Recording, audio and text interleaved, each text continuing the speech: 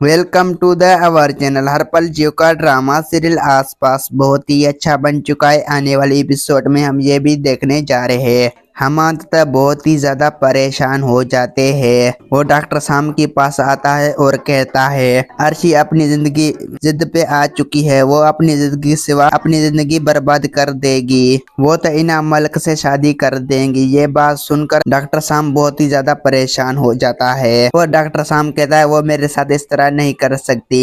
वो मेरी जिंदगी को इस तरह तबाह और बर्बाद नहीं कर सकती। वो जो कुछ भी कह रहे गलत कह रहे। ये बात सुनकर डॉक्टर शाम बहुत ही ज्यादा गुस्से में होता है और कहता है और हमाद कहता है मैं भी उससे समझा चुका हूँ। वो मेरी बात कभी भी नहीं सुन सकती। वो आखिरकार फैसला कर चुकी है। वो इनाम मलिक से शादी क्यों कर रही है। मुझे तो इस बात की कोई भी समझ नहीं आ रही। वो जो कुछ भी कह रहे गलत कह रहे हैं क्योंकि जो वो काशवा से बदला लेना चाहती थी। ये बात सुनकर डॉक्टर शाम बहुत ही ज्यादा परेशान हो जाते हैं। डॉक्टर शाम कहता है वो मेरे साथ इस तरह कभी भी नहीं कर सकता और हमें तो बात करनी होगी। अब तो उसवाफ अंकल भी मान चुके हैं। वो भी हमारी शादी करवा देना चाहते हैं। आप उससे बात करें ना। ये बात सुनकर हमाद कहता है मैं तो बात कर चुका हूँ। वो तो तुमसे मोहब्बत कर चुकी है। शायद वो तुम्हारी बात मान जाए। ये बात सुनकर बहुत ही ज्यादा अब तक डॉक्टर शाम परेशान हो जाते हैं और कहता है मैं अर्शी के साथ कोई भी बात नहीं कर सकती क्योंकि जो मैं पहले भी बात कर चुका हूँ लेकिन मेरा कोई भी बात नहीं मान रहा। अगर उसे मेरी मोहब्बत की जरूरत होती तो वो मेरी बात मान लेती लेकिन शायद उसे मेरी मोहब्बत का कोई भी कसूर नहीं है।